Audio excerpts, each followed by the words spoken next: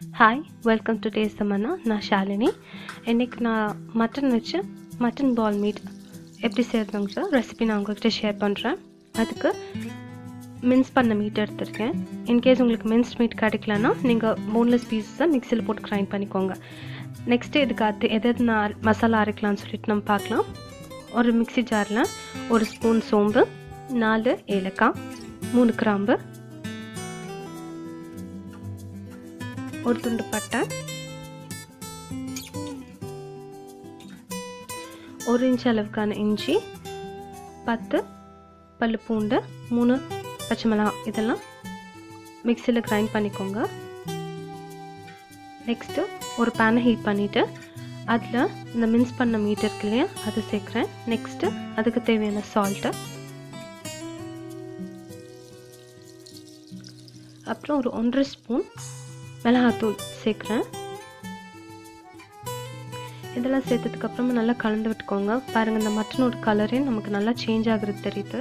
அந்த ரெட் கலர்லேருந்து நமக்கு நல்ல ஒரு மாதிரி டார்க் எல்லோ மஸ்டர்ட் கலரில் வருது. இதுக்கு நம்ம தண்ணி எதுவும் சேர்க்க வேண்டாம். நெக்ஸ்ட்டு ஒரு 1 ஸ்பூன் கரம் மசாலா சேர்க்குறேன்.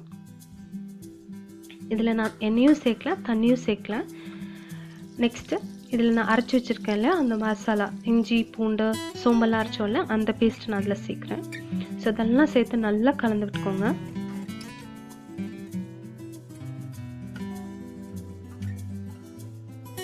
அது சின்ன சின்ன மாதிரி ரவுண்ட் ஆகும். ஸோ அதெல்லாம் வராதபடிக்கு நல்லா அது நல்லா பண்ணிகிட்டே டாஸ் பண்ணிகிட்டே இருங்க.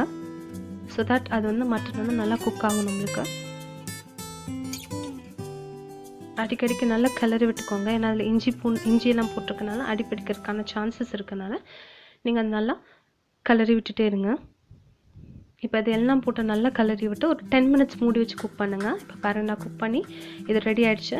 இதை நான் மறுபடியும் மிக்சியில் போட்டு ஒரு கிரைண்ட் பண்ணுறேன். பிகாஸ் அந்த எல்லா மசாலாவும் ஒரே பிளெண்டாகி வரணும். அதுக்காக இப்போ பாருங்கள், அந்த அரைச்ச மீட்டை ஒரு பவுலில் ட்ரான்ஸ்ஃபர் பண்ணிக்கிறேன். நெக்ஸ்ட் இது கூட ஒரு 1/2 கப் பொட்டுக்கடலை மாவு, ஒரு 2 பெரிய வெங்காயத்தை நல்லா பொடியாக நறுக்கி வச்சுருக்கேன், அது கொஞ்சம் கொத்தமல்லி இலை இதெல்லாம் சேர்த்து நல்லா மிக்ஸ் பண்ணுறேன்.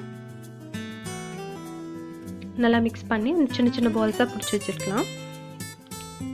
நெக்ஸ்ட் ஒரு பவுலில் ஒரு எக்கு நல்லா சால்ட் போட்டு நல்லா பீட் பண்ணிக்கிறேன்.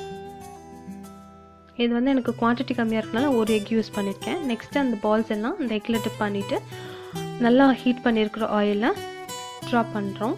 ஸோ அந்த ஆயிலில் நல்லா வெந்ததுன்னா போதும். பிகாஸ் உள்ளே இருக்கிற மசாலாலாம் ஆல்ரெடி வெந்திருக்கு, வெளியில் இருக்க கோட்டிங்ஸ் தான் நமக்கு வேகணும். ஸோ அது சிம்மில் ஒரு 2 to 3 மினிட்ஸ் குக் பண்ணிங்கனாலே போதும். நமக்கு டேஸ்டியான சூடான பால் மீட்ஸ் ரெடி ஆகும். தேங்க்ஸ் ஃபார் வாட்சிங். Support and encourage us by clicking the bell icon and the subscribe button.